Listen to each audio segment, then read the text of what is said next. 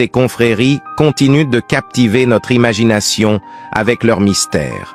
Arrivés là où ils sont aujourd'hui, la conspiration du nouvel ordre mondial et le destin de la civilisation humaine.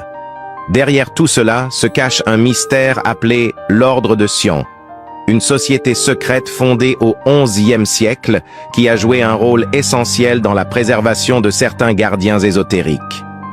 Le prieuré de Sion. On pense que l'ordre de Sion est dédié à la lignée mystique de Jésus et de Marie-Madeleine et aux enseignements sacrés transmis à leurs descendants et est crédité de la création des Templiers. Mais l'ordre de Sion existe-t-il vraiment? Comment a-t-il été créé? Ses membres ont-ils été initiés à d'anciennes connaissances secrètes, à des mystères et à des croyances spirituelles? Nous allons essayer de le découvrir ensemble. Bienvenue. L'ordre de Sion est entouré de mystères et on ne sait pas grand-chose à son sujet.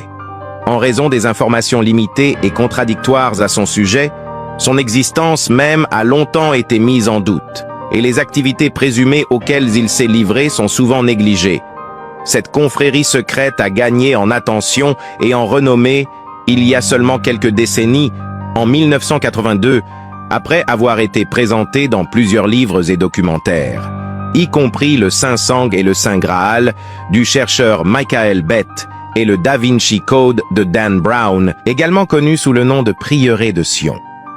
Cet ordre ancien et très influent a été dirigé par une série de grands maîtres, y compris des notables tels que Léonard de Vinci, Victor Hugo et Isaac Newton.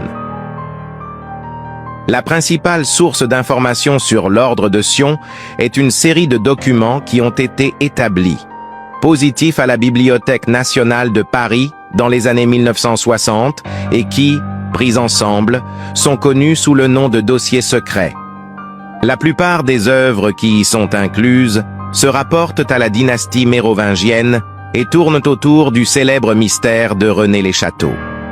René-les-Châteaux est un petit village du sud de la France, dans la région de Languedoc, devenu célèbre en 1885 lorsque le prêtre Bérengère Saunier découvrit de vieux rouleaux dans l'église locale qui contenaient un secret précieux. Saunier avait découvert des documents d'une confrérie secrète appelée l'Ordre de Sion, chargée de garder la progéniture de Jésus-Christ.